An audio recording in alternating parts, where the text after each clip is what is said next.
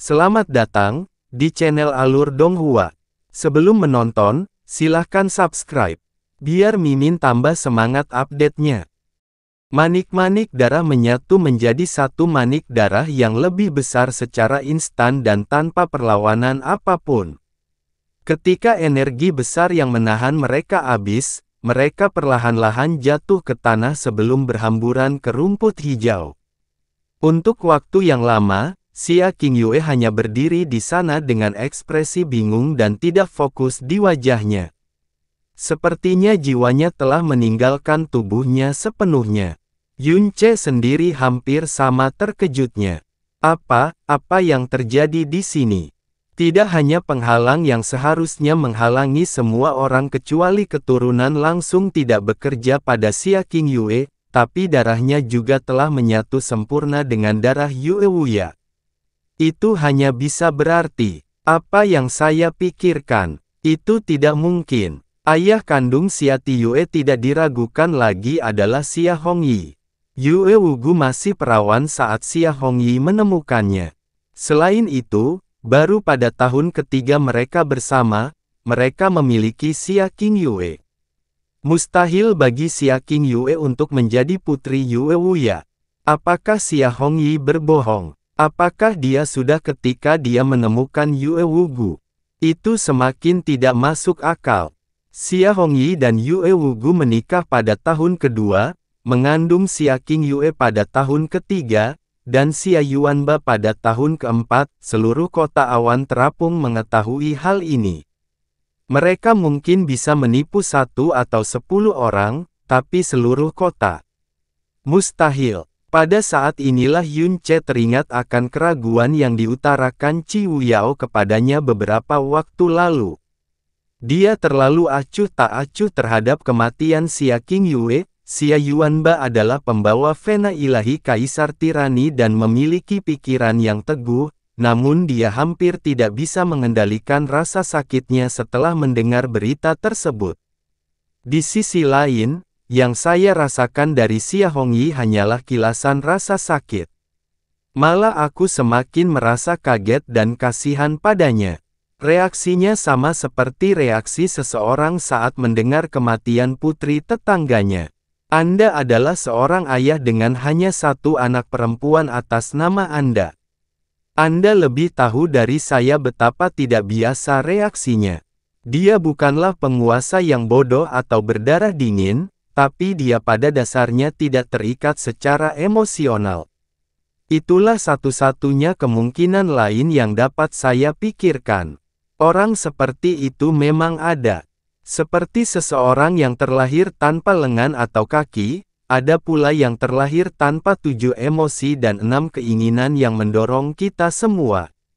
Namun, reaksi ekstrimnya terhadap kematian Yue Wugu sangat bertentangan dengan hal itu. Hal ini membawa kita kembali pada pertanyaan, mengapa pria yang begitu bersemangat bereaksi begitu tenang dan rasional terhadap kematian putrinya? Hampir tidak ada kesedihan sama sekali.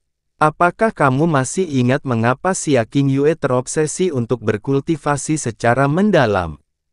Ya, singkatnya, dia ingin menemukan ibunya dan menyatukan kembali keluarganya.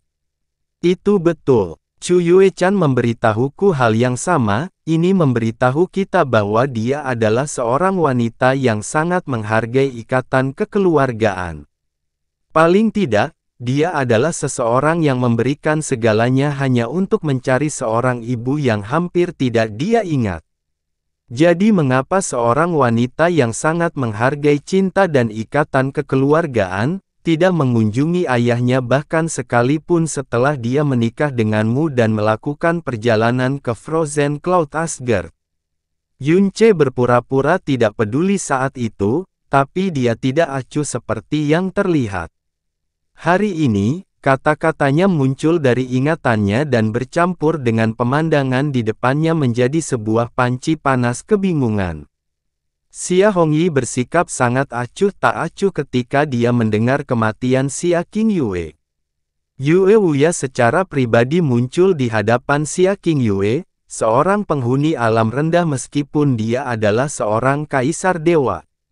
Jika dia harus membuat penjelasan untuk ini, ketidakpeduliannya adalah karena mereka tidak memiliki hubungan darah, dan ketertarikan yang mendalam adalah karena mereka memiliki hubungan darah. Namun, bahkan jika Xia Hongyi bukan ayah kandung Xia Qingyue, mereka masih tinggal di bawah satu atap selama 16 tahun. Bagaimana mungkin mereka begitu acuh tak acuh terhadap satu sama lain hingga hampir menjadi orang asing? Apa yang sedang terjadi di sini? Di mana kontradiksinya? Apakah Xia Hongyi merangkai kebohongan yang entah bagaimana bisa membodohi semua orang? Atau apakah perpaduan dua darah yang seharusnya sama sekali tidak cocok satu sama lain hanyalah sebuah kebetulan? Xia Qingyue belum pernah berbicara dengannya tentang hal ini. Tentu saja, dia tidak tahu bahwa dia telah memikul beban seperti ini sampai sekarang. Pada saat inilah Yue Wugu membuka matanya. Seolah-olah dia merasakan kesusahan putrinya. Dia mendorong dirinya ke posisi duduk dan memperhatikan bahwa putrinya sedang menatap ke depan tanpa berpikir panjang. Dia tidak menyadari dia terbangun atau bangkit sama sekali. Qingyue, dia memanggil dengan lembut. Xia Qingyue mengejang, dan dia akhirnya sadar kembali. Namun, masih ada sedikit kabut di matanya. Apa yang salah? Yue Wugu bertanya dengan prihatin setelah menyadari reaksi abnormal putrinya. Apakah kamu memikirkan lamarannya? Xia Tiyue menggelengkan kepalanya. Dia duduk di samping ibunya dan memperhatikan matanya. Beberapa saat kemudian, dia akhirnya bertanya dengan suara yang sangat lembut, "Bu, apakah kamu tidur dengan senior kaisar dewa sebelum kamu bertemu ayah?" "Tentu saja tidak," jawab Yue Wugu tanpa ragu sebelum menggelengkan kepalanya sambil tersenyum. "Wuya ingin meninggalkan segalanya sampai malam pernikahan kami."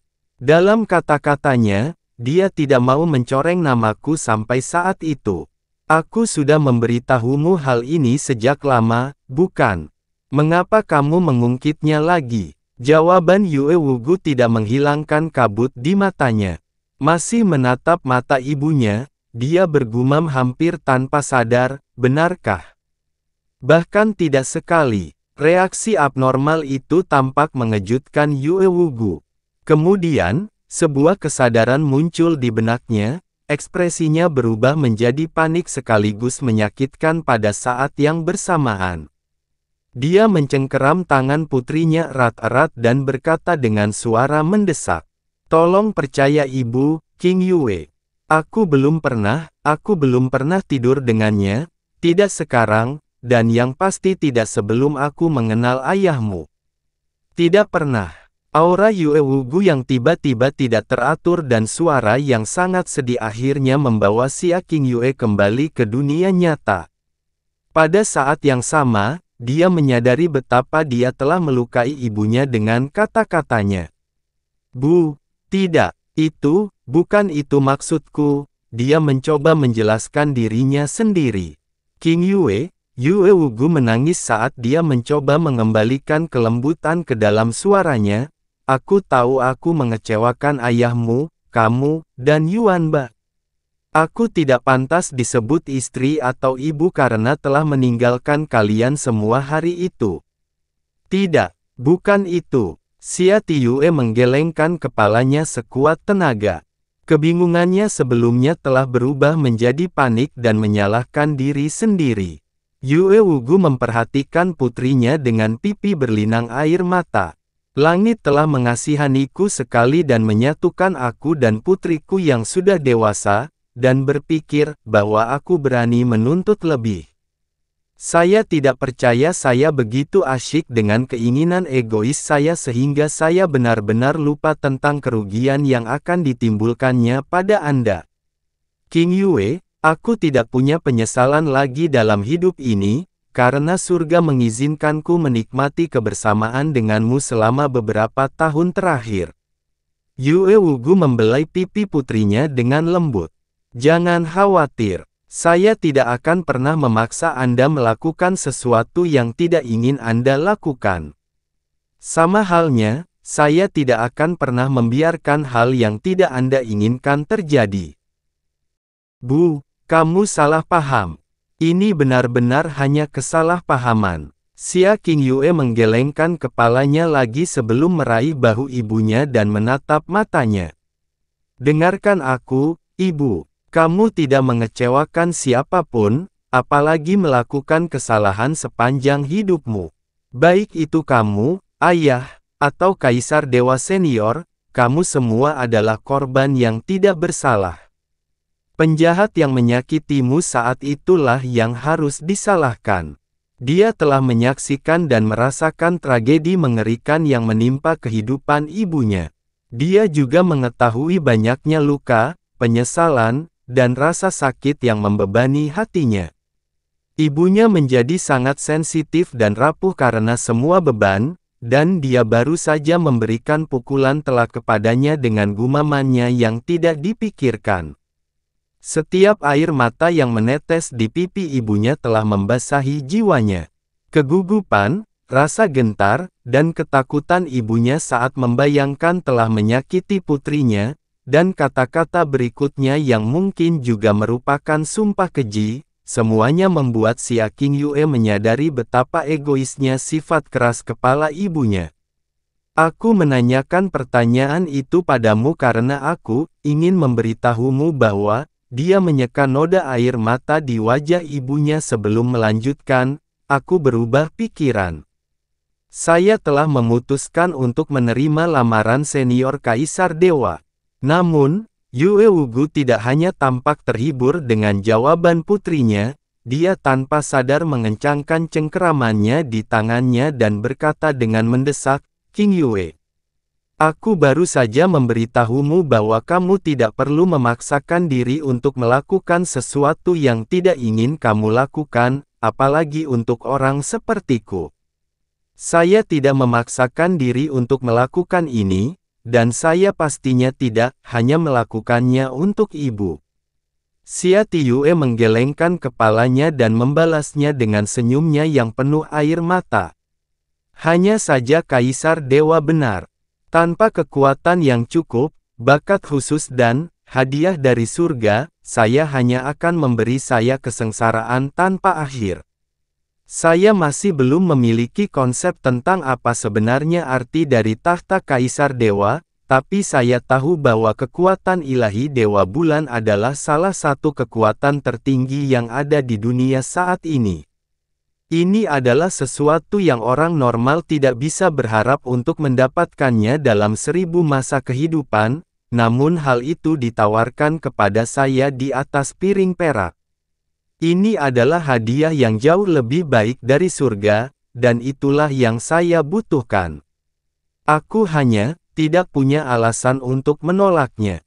Yue Wugu memperhatikan mata Xia Qingyue dengan cermat untuk melihat apakah dia memaksakan dirinya. Apakah kamu benar-benar berpikir seperti itu? Xia Tiyue mengangguk. Saya tahu Anda selalu menyimpan penyesalan mendalam terhadap kami. Saya tahu Anda tidak tahan jika saya menderita sedikit pun keluhan atau bahaya. Namun, sebenarnya kamu tidak melakukan kesalahan apapun atau mengecewakan siapapun, Bu. Kamu meninggalkan kami bukan karena kamu tidak berperasaan, tapi karena takdir adalah simpanan yang kejam. Dari kami semua, tidak ada orang yang lebih terluka daripada kamu. Juga, kamu dan ayah sudah bercerai dengan baik sebelum kamu pergi. Sebagai wanita bebas, Anda bebas memilih siapapun yang ingin Anda nikahi. Anda tidak perlu disandera oleh rasa bersalah Anda sendiri. Senyuman Xia Qingyue menjadi sedikit lebih lembut. Sedangkan aku, kamu pasti tidak berhutang apapun padaku. Saya putri Anda. Anda mungkin tidak membesarkan saya, tetapi Anda tetap melahirkan saya. Saya tidak dapat melakukan apapun untuk Anda ketika saya masih muda, jadi saya akan dengan senang hati membantu Anda mencapai salah satu keinginan terbesar Anda dalam hidup. Bendungan di mata Yue Wugu rusak total. King Yue, putriku. Yue Wugu memeluk Xia King Yue dengan erat. Ia masih belum bisa memastikan apakah putrinya berbicara dari hati atau sekadar berkompromi, namun untuk pertama kalinya, ia benar-benar merasa bisa meninggal dunia di akhirat tanpa penyesalan. Apakah kamu benar-benar menyetujui lamaran itu? Keesokan harinya, Yue Wuya dipenuhi dengan kegembiraan setelah mendengar jawaban Xia King Yue. Dia sendiri terkejut dengan betapa senang dan leganya perasaannya. Ya, Xia Tiyue mengangguk dengan sungguh-sungguh. Dia tampak begitu tenang sehingga bahkan Yue Wuya, seorang kaisar dewa tidak dapat merasakan emosi tertentu yang menonjol dibandingkan dengan yang lain. Namun, aku punya dua permintaan. Oke, Yue Wuya mengangguk tanpa ragu-ragu. Berbicara. Pertama, ekspresi Xia Tiyue menjadi lebih serius saat dia terdiam. Tatapannya juga terlihat agak mengelak karena suatu alasan. Saya ingin secara resmi menjadi putri angkat senior. Yue Wuya tampak terkejut dengan permintaan itu, tapi dia dengan cepat menggelengkan kepalanya sambil tersenyum. Kamu meremehkanku, King Yue. Kamu adalah putri Wugu. Jadi aku tidak akan pernah memendam niat penuh nafsu terhadapmu. Asuransi Anda tidak diperlukan. Dia pikir Xia King Yue telah meminta adopsi untuk melindungi dirinya dari dia. Anda salah paham, senior. Namun, ekspresi Xia King Yue tetap tenang seperti biasanya, dan tatapannya semurni bulan dewa di langit. Bantuan senior kepadaku dan ibuku seberat gunung. Permintaan saya murni bersifat pribadi. Saya menyadari bahwa permintaan tersebut cukup keterlaluan bagi wanita yang rendah hati dan tidak berjasa seperti saya, tetapi saya akan sangat senang jika senior menerimanya. Keseriusannya dan sedikit getaran dalam suaranya tidak hanya mengejutkan Yue Wuya, tetapi juga Yue Wugu. Baiklah. Yue Wuya mengangguk kuat ketika dia mengatakan oke yang pertama, dan dia tersenyum lebar ketika mengatakan yang kedua. Tapi tidak sekarang. Jika kamu ingin menjadi putri angkatku, maka kita harus mengadakan upacara akbar untuk merayakannya. Mungkin bukan undangan yang mengharuskan dikirim ke seluruh alam dewa, tapi yang pasti akan diingat di seluruh wilayah ilahi timur. Hahaha. Dia tertawa terbahak-bahak, dan sekali lagi terkejut dengan betapa bahagianya perasaannya. Xia Tiyue menutup matanya. Lama kemudian, dia melanjutkan, mengenai permintaan saya selanjutnya, tolong beritahu saya siapa orang yang sangat menyakiti ibu saya, senior. Mendiang suaminya, sektenya, tanah airnya. Setiap saat, dia merasa sedih dan tidak berdaya untuk mengubah nasib mereka. Namun kali ini, dia tidak akan gagal. Dikatakan bahwa kejahatan mencelakakan ibu lebih besar daripada kejahatan mencelakakan surga itu sendiri. Ketika ibunya meninggal, dan kekuatan suci Dewa Bulan mengalir di nadinya, balas dendam akan menjadi satu-satunya upaya yang berarti dalam hidupnya. Permintaan kedua Xia King Yue membunuh tawa Yue Wuya. Jangan katakan padanya. Yue Wugu berkata dengan panik bahkan sebelum Yue Wuya bisa mengatakan apapun. Yue Wuya menatap cinta dalam hidupnya dengan tatapan menghibur sebelum kembali ke Xia King Yue. Saya bisa menjawab pertanyaan Anda, tapi tidak sekarang. Mengapa? Xia Tiyue bertanya. Yue Wuya membalas dengan pertanyaannya sendiri, aku mencintai Wugu lebih dari aku mencintai diriku sendiri. Menurutmu apa yang akan kulakukan begitu aku mengetahui identitas dalangnya? Xia Tiyue terdiam. Aku akan mencari perempuan jalang itu dan mencabik-cabiknya dengan tanganku sendiri. Suara Yue Wuya tetap tenang, tapi paruh terakhir kalimat diucapkan dengan sedikit kertakan gigi. Atau setidaknya, kuharap pada kenyataannya, Aku belum menyatakan balas dendam pada Wugu meski sudah bertahun-tahun berlalu. Menurut Anda mengapa demikian? Keheningan yang lama dan menyesakkan kemudian, Xia Qingyue akhirnya menjawab, apakah karena, dalangnya adalah seseorang yang bahkan kamu tidak dapat mengalahkannya, senior? Itu betul. Gravitasi memasuki mata dan suara Yue Wuya. Penjahatnya memiliki latar belakang dan dukungan yang sangat kuat.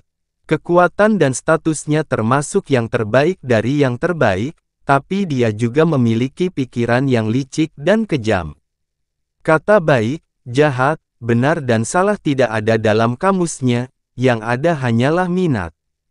Dia tidak hanya menyakiti ibumu, dia juga menyesatkanku dengan berpikir bahwa alam Dewa Bintang adalah tersangka utama.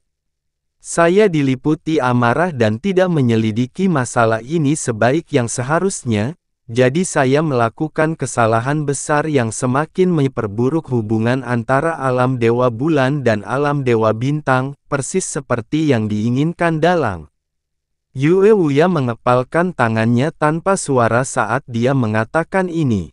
Pengamatnya, Yun Che, tahu persis apa yang dia bicarakan. Yue Wuya mengira Xing Juekong berada di balik serangan terhadap Yue Wugu, jadi dia membalas dengan melakukan hal yang sama kepada Kaisar Dewa Bintang. Dia telah menculik apa yang menurutnya adalah selir Xing Juekong yang paling disayangi, ibu dari Dewa Bintang Serigala Surgawi Sisu dan Jasmine. Dan menyebabkan dia bunuh diri. Yue Wuya mati di tangan Jasmine di kemudian hari, jadi bisa dikatakan bahwa Jasmine telah mendapatkan pembalasan yang pantas diterimanya. Namun, Qianye Yinger benar-benar harus disalahkan atas tragedi yang menimpa keluarga Xia Qingyue dan keluarga Jasmine. Dia adalah seseorang yang bahkan aku tidak bisa menyakitinya. Apa yang dapat kamu lakukan bahkan jika kamu mengetahui tentang dia sekarang? Yue Wuya berkata dengan sungguh-sungguh. Ditambah lagi, kultivasi Anda, kelicikan Anda, pengalaman Anda dan metode Anda, ada beberapa lapisan langit dan bumi antara Anda dan dia. Jika saya memberi tahu Anda identitasnya, Anda akan memiliki target yang jelas namun tidak dapat disentuh. Kamu akan dipenuhi kebencian, tapi kamu tidak akan pernah bisa melampiaskannya. Itu hanya akan menghancurkan fokus Anda, mengganggu kultivasi Anda, dan semakin membuat Anda kembali ke jalur balas dendam. Jangan khawatir, saya secara alami akan mengatakan yang sebenarnya kepada Anda ketika Anda telah mewarisi dan beradaptasi dengan kekuatan saya. Dia memandang Xia Qingyue dengan harapan mendalam di matanya. Kamu adalah pembawa hati kaca berlapis salju dan 9 tubuh yang sangat indah, jadi hanya masalah waktu sebelum kamu melampauinya. Tundukkan kepalamu, kumpulkan kekuatanmu, dan suatu hari, kamu akan bisa membalas dendam untuk kami semua. Xia Qingyue tidak mendapatkan jawaban yang dia inginkan, tapi dia mengangguk dalam-dalam dan tidak bertanya lebih lanjut. Pada titik ini, Yun Che secara bertahap menyadari bahwa Yue Wuya tidak hanya mewariskan kekuatan ilahi Tiang Ungu kepada Xia Qingyue. Ada juga satu hal yang sangat mengganggunya. Mengapa darah Xia Qingyue dan Yue Wuya berbaur dengan sempurna? Garis waktunya tidak cocok sama sekali, dan Yue Wugu sendiri telah menyatakan dengan jelas bahwa dia dan Yue Wuya tidak tidur bersama. Apakah itu benar-benar hanya sebuah kesalahan? Saat itu, di ruang lain. Apa? Anda berencana untuk mewariskan tahta kepada Xia Qingyue? Dewa Kaisar, apakah kamu sudah gila? Dewa Bulan Emas Yue Wuji sangat cemas sehingga dia melontarkan kata-kata ofensif sebelum dia bisa menahan diri. Saya telah berpikir panjang dan keras tentang hal ini, kata Yue Wuya. Meskipun gelar permaisuri Dewa Bulan akan memberinya prestise yang dia butuhkan, dia masih akan menghadapi perlawanan yang cukup besar. Aku membutuhkan bantuanmu, Wuji. Perlawanan yang besar, bahkan tidak menggambarkan betapa sulitnya hal itu. Yue Wuji melangkah ke depan Yue Wuya dengan ekspresi bingung. Xia King Yue adalah pembawa hati kaca berlapis salju dan 9 tubuh yang sangat indah. Saya tidak keberatan jika Anda memilih dia sebagai penerus kekuatan ilahi Tiang Ungu. Tapi tahta Kaisar Dewa, ini, saya tidak dapat memahami atau menerimanya. Apa yang sulit untuk dipahami? Yue Wuya membalas. Pembawa kaca berlapis hati salju sebelumnya mendirikan alam surga abadi itu sendiri. Terlebih lagi, dikatakan bahwa pemiliknya akan dilindungi oleh langit itu sendiri, masa depan alam Dewa Bulan mungkin akan bersinar lebih terang dari sebelumnya. Bahkan jika aku percaya bahwa masa depan yang kamu gambarkan akan menjadi kenyataan, dan bahwa pembawa kaca hati salju akan menikmati perlindungan surga, Xia King Yue, tetaplah orang luar. Orang luar, Yue Wuji berkata dengan kasar. Memang benar bahwa kerajaan selalu menjadi prioritas utama bagi seorang kaisar dewa, tetapi bahkan kaisar dewa yang paling tidak mementingkan diri pun tidak akan menyerah begitu saja pada sejarah dan kerajaan yang telah mereka kerjakan sepanjang hidup mereka untuk ditingkatkan menjadi sebuah kerajaan, orang luar, bukan. Itu mengejutkan Yue Wuya hingga terdiam. Lagi pula, Xia King Yue adalah putri Yue Wugu dan pria lain. Yue Wuji tidak bisa berhenti menggelengkan kepalanya dan mengerutkan kening dalam-dalam. Sangat wajar jika kamu membencinya, apalagi mempertimbangkan untuk menyerahkan tahta padanya. Untuk waktu yang lama, Yue Wuya tidak bisa berkata apa-apa. Kadang-kadang, kebingungan muncul di matanya. Itu karena alasan Yue Wuji sangat masuk akal. Tidak peduli betapa berbakatnya Xia King Yue, menyerahkan tahta kepadanya berarti menyerahkan masa depan alam Dewa Bulan ke tangan orang luar. Terlebih lagi, dia adalah putri Yue Wugu dan pria lain. Wajar jika dia membencinya. Jadi kenapa, dia masih belum ingin berubah pikiran? Wuji, Yue Wuya menghela nafas pelan. Alam misteri surgawi telah meramalkan bahwa aku akan mati dalam 5 tahun. Apakah itu akan menjadi kenyataan atau tidak? Saya harus bersiap menghadapi kemungkinan terburuk, dan dalam jangka pendek dia adalah penerus terbaik yang bisa saya temukan. Bagaimanapun, saya akan mempersiapkan sebaik mungkin untuk pengumuman tersebut. Dia menepuk bahu Yue Wuji sebelum melanjutkan. Kamu akan membantuku, kan? Yue Wuji hendak berbicara lebih banyak lagi, tapi dia melihat sorot mata Yue Wuya dan tahu bahwa itu sia-sia. Sambil menghela nafas panjang dan mengangguk tak berdaya kemudian, dia berkata, secara resmi, Anda adalah kaisar dewa saya. Secara tidak resmi, kamu adalah saudaraku. Tentu saja saya akan mendukung keputusan Anda, apapun keputusannya. Tetapi, hanya itu yang perlu saya dengar. Yue Wuya tersenyum. Kamu mungkin mulai mempersiapkan segalanya. Untuk periode waktu berikutnya, saya akan membimbing kultivasi King Yue secara pribadi. Saya ingin Anda mengurus masalah besar dan kecil di alam Dewa Bulan selama ini. Aku juga akan menginvestasikan semua Moon Si Jade yang diperuntukkan bagi Suange, dan Glaze Moon Pity Heart Plum yang telah kita persiapkan untuk memelihara Kaisar Dewa Bukan berikutnya, di King Yue. Yue Wuji pucat pasi. Mengenal Suange, dia tidak akan duduk diam dan tidak melakukan apapun. Dia juga akan menjadi elemen tidak stabil yang harus diwaspadai ketika King Yue mewarisi tahta di masa depan. Anda harus bersiap untuk itu juga. Yang mengejutkan, tekad Yue Wuya untuk menjadikan Xia King Yue sebagai Kaisar Dewa Bulan berikutnya semakin kuat setelah pertengkarannya dengan Yue Wuji. Seolah-olah seseorang telah menginfeksinya dengan parasit pengendali pikiran.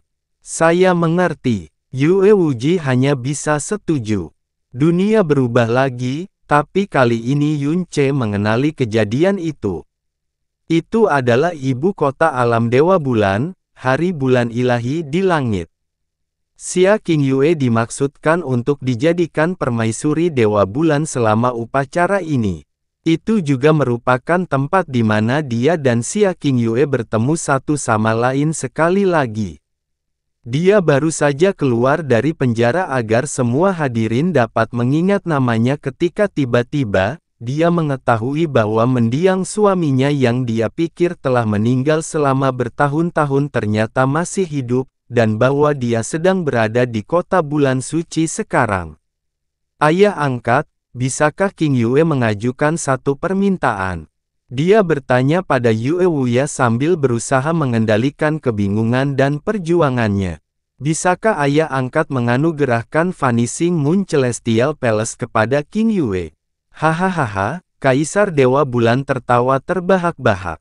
Qingyue, selama bertahun-tahun kamu berada di sini, ini adalah pertama kalinya kamu meminta sesuatu dariku. Hebat, ini sungguh luar biasa. Tidak akan lama lagi seluruh alam Dewa Bulan menjadi milikmu, apalagi sesuatu yang sepele seperti Istana Langit Bulan hilang. Tapi karena kamu menginginkannya, maka aku akan memberikannya kepadamu sekarang juga.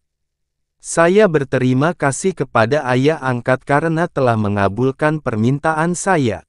Di balik rasa terima kasih Xia Tiyue terdapat perjuangan dan rasa bersalah yang lebih besar. Ayah angkat, dia berbicara begitu pelan hingga suaranya hampir tidak terlihat. Qingyue ingin mengatakan sesuatu. Saya mohon agar Anda selalu mengingat ini. Di masa depan, apapun yang terjadi, Qingyue tidak akan pernah mengecewakan alam Dewa Bulan. Qingyue, kamu, pernyataannya yang tiba-tiba membuat Yue Wuya bingung. Qingyue hanya ingin ayah angkatnya mengingat kata-kata itu selamanya. Apapun yang terjadi di masa depan, saya mohon ayah angkat mengingat kata-kata ini, lanjutnya dengan sangat-sangat lembut. Yue Wuya tetap bingung, tapi dia tidak mendesaknya karena ada tamu yang harus dia hadiri. Dia hanya tertawa kecil dan berkata, Qingyue, dengan kata-katamu ini, bahkan jika ramalan yang dibuat oleh alam misteri surgawi terjadi besok, aku tidak lagi menyesal. Ketika Yue Wuya pergi, dan tidak ada seorang pun yang tersisa di Vanishing Moon Celestial Palace, rasa sakit Xia Qingyue akhirnya menembus kendali dirinya dan merembes ke wajahnya.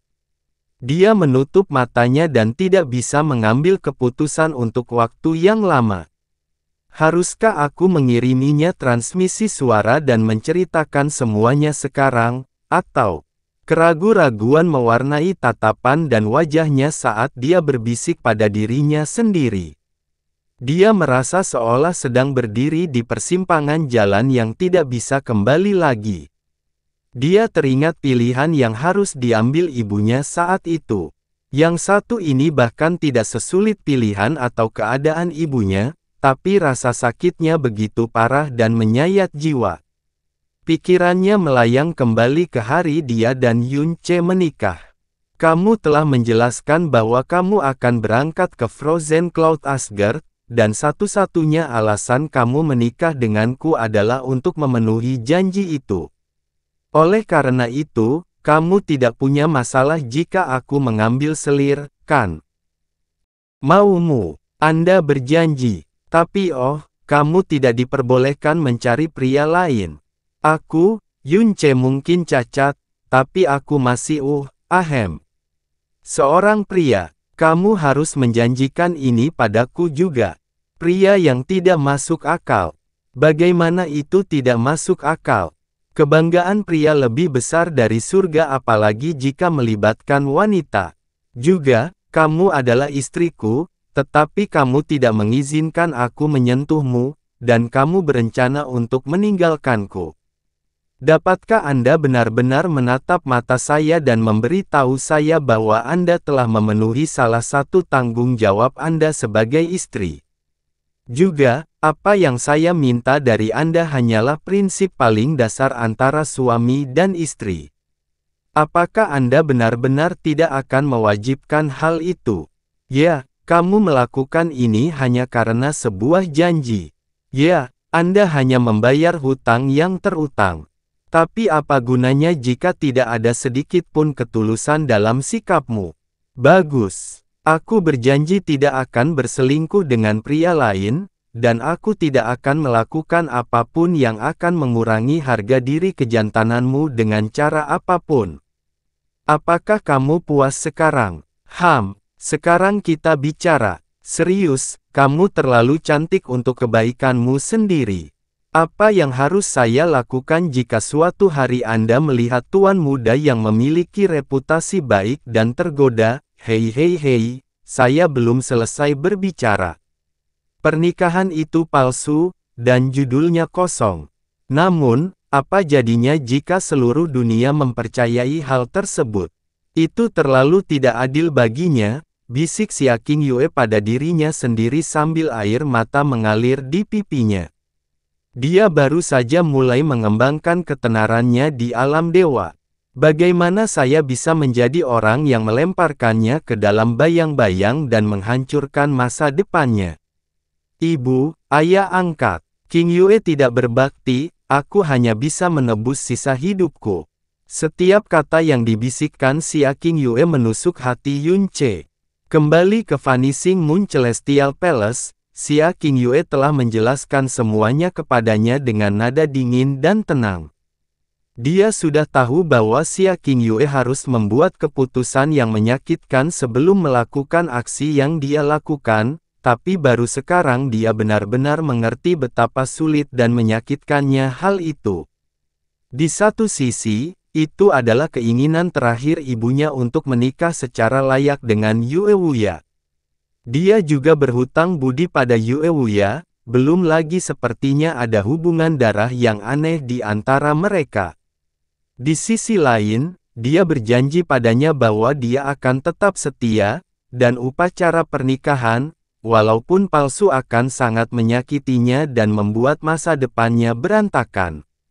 Pada akhirnya, dia telah memilihnya dan mengubur rasa bersalah dan penyesalan yang sangat besar itu jauh di dalam hatinya. Dia tidak pernah membiarkan dia memikul sedikit pun beban ini. Adegan itu dipercepat. Dia melihat dirinya dan Xia Qingyue melarikan diri dari alam Dewa Bulan di Istana Langit Bulan Hilang. Qianye Yinger mencegat mereka di tengah jalan. Dia ditanamkan dengan tanda pengharap kematian jiwa Brahma. Dia memohon pembebasan yang manis sementara dia berlutut di depan Sang Dewa Bulan. Tanah terlarang samsara. Setelah menyerahkannya ke Sensi dan kembali ke alam Dewa Bulan, Xia Qingyue berlutut di depan Yue Wuya dan menunggu hukumannya. Namun, alih-alih kemarahan dan hukuman yang meledak-ledak seperti yang dia harapkan, Yue Wuya hanya tertawa kecil tak berdaya dan berkata, "Tidak bisakah kamu setidaknya mencoba meminta maaf atau menepuk bahuku atau semacamnya, Qingyue? Sikap keras kepalamu ini sama sekali tidak mirip dengan ibumu." Pada titik ini, jelas bahwa kasih sayang, toleransi, dan rasa sayang pada Xia Qingyue jauh melampaui apa yang diharapkan siapapun dari seorang ayah angkat. Waktu berlalu. Setahun kemudian, ramalan kematian Yue Wuya menjadi kenyataan. Dia telah mati di tangan Jasmine. Dia menyaksikan Yue Wuya yang sekarat berjuang sampai nafas terakhirnya untuk mentransfer kekuatan ilahi Tiang Ungu ke Xia Qingyue. Sayangnya, kematiannya terjadi begitu cepat sehingga dia tidak mampu membuka jalan yang telah dia persiapkan untuk menyelesaikan Xia Qingyue. Ketika dia meninggal, dia berbicara kepada Xia Qingyue bukan tentang harapannya terhadapnya dan harapannya tentang masa depan, tapi kebencian terhadap Xia Hongyi. Ya, dia belum pernah keluar dari sana.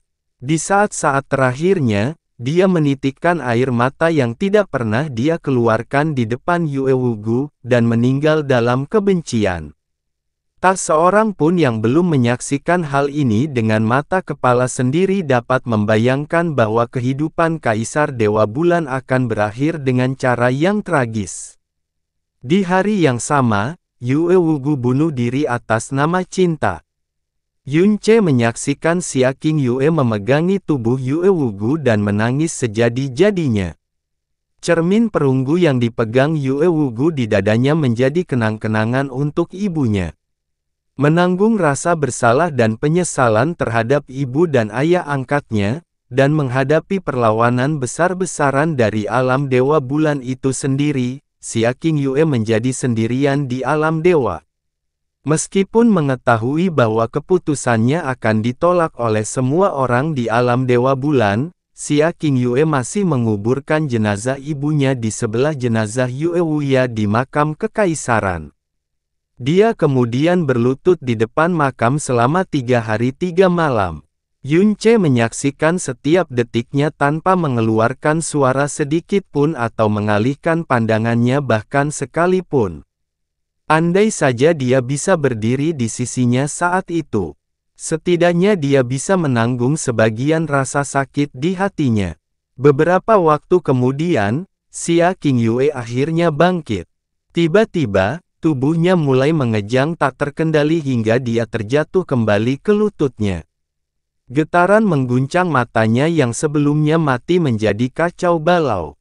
Meskipun itu hanya kenangan, Yun Ce hampir merasa seolah-olah kejang jiwa Xia Tiyue yang tidak wajar juga terjadi dalam dirinya.